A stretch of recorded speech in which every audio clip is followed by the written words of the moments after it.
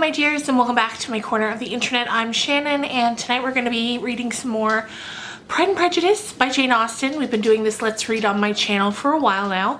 I took a bit of a break throughout October just so we could kind of focus on more spooky content, but I figure now's a good time to pick it up again. And we're just going to start today with chapter 19. The next day opened a new scene at Longbourn. Mr. Collins made his declaration in form, having resolved to do it without loss of time, as his leave of absence extended only to the following Saturday, and having no feelings of diffidence to make it distressing to himself even at the moment, he set about it in a very orderly manner, with all the observances which he supposed a regular part of the business. On finding Mrs. Bennet, Elizabeth, and one of the younger girls together soon after breakfast, he addressed the mother in these words: "May I hope, madam, for your interest with your fair daughter Elizabeth, when I solicit for the honor of a private audience with her in the course of this morning?" Before Elizabeth had time for anything but a blush of surprise, Mrs. Bennet answered instantly, "Oh dear, yes, certainly. I'm sure Lizzie will be very happy. I'm sure she can have no objection. Come, Kitty, I want you upstairs."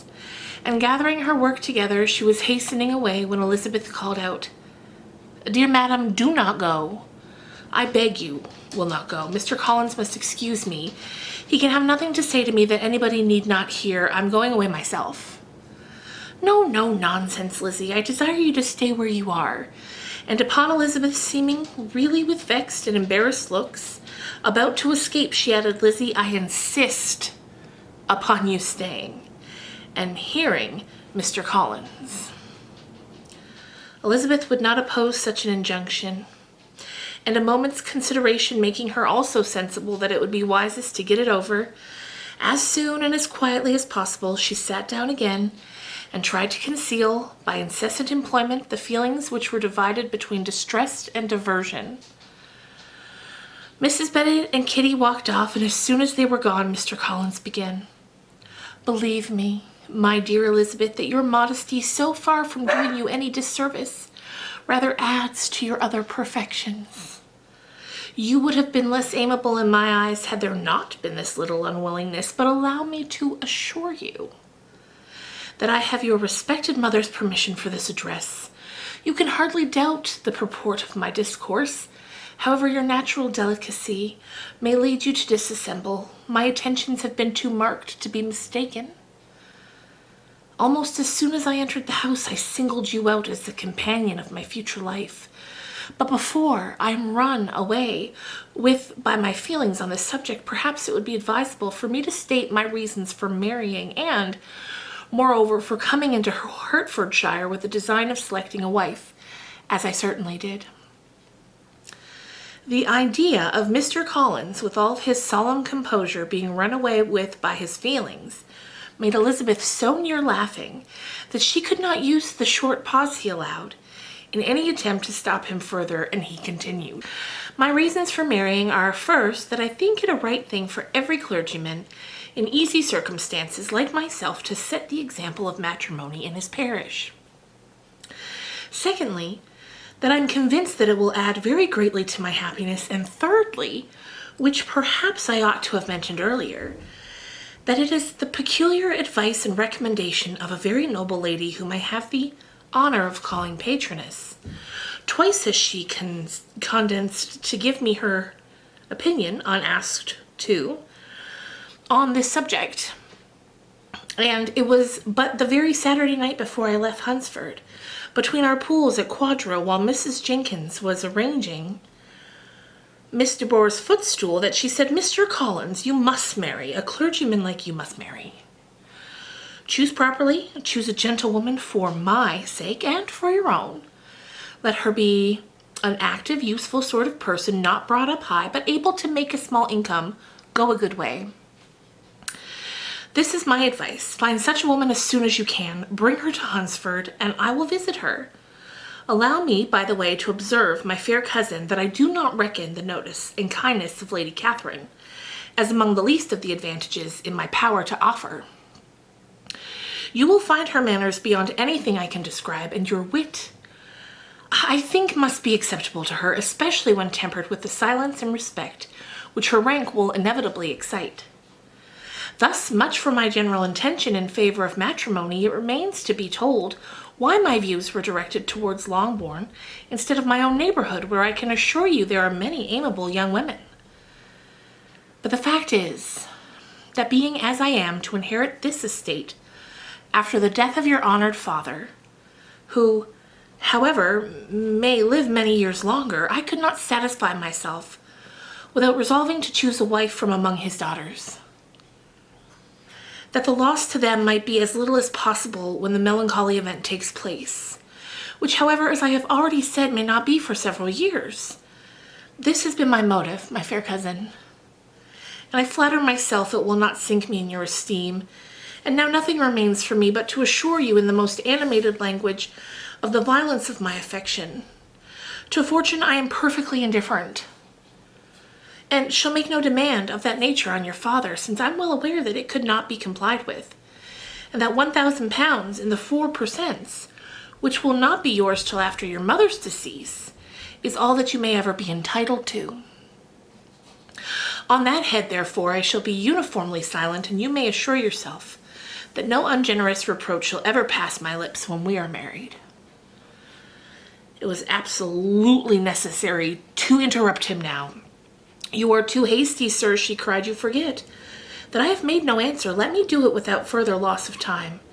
Accept my thanks for the compliment you are paying me. I'm very sensible of the honor of your proposal, but it's impossible for me to do otherwise than to decline them.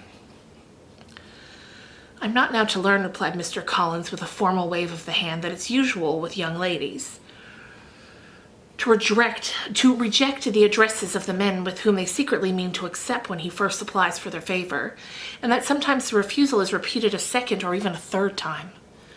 I'm therefore by no means discouraged by what you've just said, and shall hope to lead you to the altar ere long. Upon my word, sir, cried Elizabeth, your hope is a rather extraordinary one after my declaration. I do assure you that I am not one of those young ladies, if such young ladies there are, who are so daring as to risk their happiness on the chance of being asked a second time. I am perfectly serious in my refusal. You could not make me happy, and I am convinced that I am the last woman in the world who can make you so. Nay, were your friend Lady Catherine to know me, I am persuaded she would find me in every respect ill qualified for the situation. Were it certain that Lady Catherine would think so, said Mr. Collins very gravely, but I cannot imagine that her ladyship would at all disapprove of you, and you may be certain when I have the honor of seeing her again, I shall speak in the very highest terms of your modesty, economy, and other amiable qualifications. Indeed, Mr. Collins, all praise of me will be unnecessary. You must give me leave to judge for myself and pay me the compliment of believing what I say. I wish you very happy and very rich, and by refusing your hand, do all in my power to prevent your being otherwise. In making me the offer, you must have satisfied the delicacy of your feelings with regard to my family, and may take possession of Longbourn estate whenever it falls, without any self-reproach. This matter may be considered, therefore, as finally settled. And rising as she thus spoke, she would have quitted the room, had Mr. Collins not thus addressed her. When I do myself the honor of speaking to you next on the subject, I shall hope to receive a more favorable answer. Though I am far from accusing you of cruelty at present, because I know it to be the established custom of your sex to reject a man on the first application, and perhaps you have even now said as much to encourage my suit as would be consistent with the true delicacy of the female character. Really, Mr. Collins, cried Elizabeth with some warmth, you puzzle me exceedingly. If what I have hitherto said can appear to you in the form of encouragement, I know not how to express my refusal in such a way as to convince you of its being one. You must give me leave to flatter myself, my dear cousin, that your refusal of my address is merely words, of course. My reasons for believing it are briefly these. It does not appear to me that my hand is unworthy of your acceptance, or that the establishment I can offer would be any other than highly desirable. My situations in life, my connections with the families, and my relationship to your own family or circumstances highly in my favor. And you should take it into further consideration that in spite of your manifold attractions, it's by no means certain that another offer of marriage may ever be made to you. Your portion is unhappily so small that it will in all likelihood undo the effects of your loveliness and amiable qualifications, as I must therefore conclude that you're not serious in your rejection of me. I shall choose to attribute it to your wish of increasing my love by suspense, according to the usual practice of elegant females. I do assure you, sir, that I have no pretensions whatever to that kind of elegance which consists of tormenting a respectable man. I would rather be paid the compliment of being believed sincere. I thank you again and again for the honor you have done me in your proposals, but to accept them is absolutely impossible. My feelings in every respect forbid it. Can I speak plainer? Do not consider me now as an elegant female intending to plague you, but as a rational creature speaking the truth from her heart. You are uniformly charming, cried he, with an air of awkward gallantry, and I am persuaded that when sanctioned by the express authority of both your excellent parents, my proposal will not fail of being acceptable.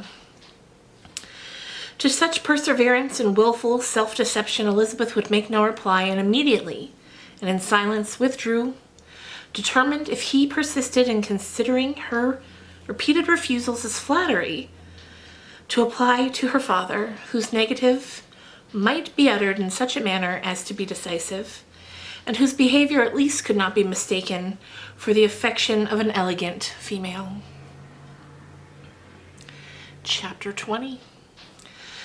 Mr. Collins was not left long to the silent contemplation of his successful love, for Mrs. Bennet, having dawdled about in the vestibule to watch for the end of the conference, no sooner saw Elizabeth open the door and with quick step pass her towards the staircase than she entered the breakfast room and congratulated both him and herself in warm terms on the happy prospect of their nearer connection. Mr. Collins received and returned these felicitations with equal pleasure, and then proceeded to relate the particulars of their interview, with the result of which he trusted he had every reason to be satisfied, since the refusal which his cousin had steadfastly given him would naturally flow from her bashful modesty and the genuine delicacy of her character. This information, however, startled Mrs. Bennet, and she would have been glad to be equally satisfied that her daughter had meant to encourage him, by protesting against his proposals, but she dared not believe it and could not help saying so. But depend upon it, Mr. Collins, she added, that Lizzie shall be brought to reason. I will speak to her about it directly. She's a very headstrong, foolish girl and does not know her own interest, but I will make her know it. Pardon me for interrupting you, madam, cried Mr. Collins, but if she is really headstrong and foolish, I know not whether she would altogether be a very desirable wife to a man in my situation, who naturally looks for happiness in the marriage state. If therefore she actually persists in rejecting my suit, perhaps it were better not to force her into accepting me, because if liable to such defects of temper, she could not contribute much to my felicity. Sir, you quite misunderstand me, said Mrs. Bennet, alarmed. Lizzie is only headstrong in such matters as these. In everything else, she's as good-natured a girl as ever lived. I will go directly to Mr. Bennet, and we shall soon settle it with her, I am sure. She would not give him time enough to reply, but hurrying instantly to her husband, calling out as she entered the library, "Oh, Mr. Bennet, you are wanted immediately. We are all in an uproar. You must come and make Lizzie marry Mr. Collins, for she vows she will not have him, and if you do not make haste, he will change his mind and not have her." Mr. Bennet raised his eyes from his book as she entered and fixed them on her face with a calm unconcern which was not in the least altered by her communication. "I have not the pleasure of understanding you," said he, when she had finished her speech. "Of what are you talking?" "Of Mr. Collins and Lizzie. Lizzie declares she will not have Mr. Collins, and Mr. Collins begins to say that he will not have Lizzie." "And what am I supposed to do on the occasion? It seems a hopeless business." "Speak to Lizzie about it yourself. Tell her that you insist upon her marrying him. Let her be called down. She shall hear my opinion." Mrs. Bennet rang the bell, and Miss Elizabeth was summoned to the library. "Come here, child," cried her father as she appeared. "I have sent for you on an affair of importance. I understand that Mr. Collins has made you an offer of marriage. Is it true?" Elizabeth replied that it was. "Very well. And this offer of marriage you have refused?" "I have, sir." "Very well. We now come to the point. Your mother insists upon your accepting it. Is it not so, Mrs. Bennet?" "Yes, or I will never see her again." "An unhappy alternative is before you, Elizabeth. If from this day you must be a stranger to one of your parents. Your mother will never see you again if you do not marry Mr. Collins, and I will never see you again if you do." Elizabeth could not but smile at such a conclusion of such a beginning, but Mrs. Bennet, who had persuaded herself that her husband regarded the affair as she wished, was excessively disappointed. "What do you mean, Mr. Bennet, in talking this way? You promised me to insist upon her marrying him." "My dear," replied her husband, "I have two small favors to request. First, that you will allow me the free use of my understanding on the present occasion, and secondly, of my room. I shall be glad to have the library to myself as soon as may be." Not yet, however, in spite of her disappointment in her husband, did Mrs. Bennet give up the point. She talked to Elizabeth again and again, coaxed and threatened her by turns. She endeavored to secure Jane in her interest, but Jane, with all possible mildness, declining interfering, and Elizabeth, sometimes with real earnestness, and sometimes with playful gaiety, replied to her attacks. Though her manner varied, however, her determination never did. Mr. Collins, meanwhile, was meditating in solitude on what had passed. He thought too well of himself to comprehend on what motives his cousin could refuse him, and though his pride was hurt, he suffered in no other way. His regard for her was quite imaginary, and the possibility of her deserving her mother's reproach prevented his feeling any regret. While the family were in this confusion, Charlotte Lucas came to spend the day with them. She was met in the vestibule by Lydia, who, flying to her, cried in a half-whisper, "I'm glad you are come, for there is such fun here. What do you think has happened this morning? Mr. Collins has made an offer to Lizzie, and she will not have him." Charlotte hardly had any time to answer before they were joined by Kitty, who came to tell the same news, and no sooner had they entered the breakfast room where Mrs. Bennet was alone than she likewise began on the subject, calling Miss Lucas for her compassion, and entreating her to persuade her friend Lizzie to comply with the wishes of all her family. "Pray do, my dear Miss Lucas," she added in a melancholy tone, "for nobody is on my side. Nobody takes part with me. I'm cruelly used. Nobody feels for my poor nerves." Charlotte's reply was spared by the entrance of Jane and Elizabeth. "Aye, there she comes," continued Mrs. Bennet, looking as unconcerned as may be, and caring no more for us than if we were at York, provided she can have her own way. But I tell you, Miss Lizzie, if you take it into your head to go on refusing every offer of marriage in this way, you will never get a husband at all, and I'm sure I do not know who is to maintain you when your father's dead. I shall not be able to keep you. And so I warn you, I've done with you from this very day. I told you in the library, you know, that I should never speak to you again, and you will find me as good as my word. I have no pleasure in talking to undutiful children. Not that I have much pleasure, indeed, in talking to anybody. People who suffer as I do from nervous complaints can have no great inclination for talking. Nobody can tell what I suffer, but it's always so. Those who do not complain are never pitied. Her daughters listened in silence to this effusion, sensible that any attempt to reason with her or soothe her would only increase her irritation. She talked on, therefore, without interruption from any of them, till they were joined by Mr. Collins, who entered the room with an air more stately than usual, and on perceiving whom, she said to the girls, "Now I do insist upon it, that all of you hold your tongues, and let me and Mr. Collins have a little conversation together." Elizabeth passed quietly out of the room. Jane and Kitty followed, but Lydia stood her ground, determined to hear all she could, and Charlotte detained first by the civility of Mr. Collins, whose inquiries after herself and her family were very minute, and then by a little curiosity satisfied herself with walking to the window and pretending not to hear. In a doleful voice, Mrs. Bennet began the projected conversation. "Oh, Mr. Collins, my dear madam, let us be forever silent on this point. Far be it from me," he presently continued, in a voice that marked his displeasure, "to resent the behavior of your daughter. Resignation to inevitable evils is the duty of us all. the peculiar duty of a young man who has been so fortunate as I have been in early preferment. And I trust I'm resigned, perhaps not the less so from feeling a doubt of my positive happiness, and my fair cousin honored me with her hand, for I have often observed that resignation is never so perfect as when the blessing denied begins to lose somewhat of its value in our estimation. You will not, I hope, consider me as showing any disrespect to your family, my dear madam, by thus withdrawing my pretensions to your daughter's favor without having paid yourself and Mr. Bennet the compliment of requesting you to interpose your authority in my behalf.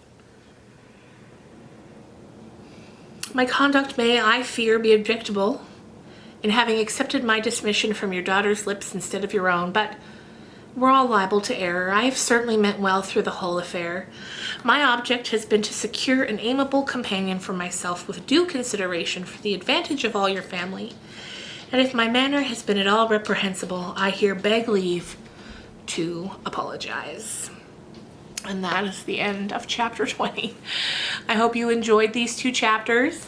Next time we'll probably read 3 if they're shorter chapters like that. I just want to kind of to dip our toe back into it now. I had to pry myself away from the TV from watching the election results rolling in for the American election.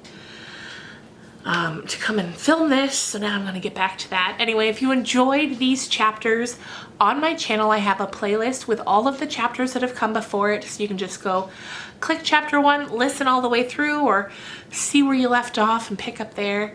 I also did a Let's Read of Emily of New Moon by L.M. Montgomery. There's also a playlist for that if you're so interested.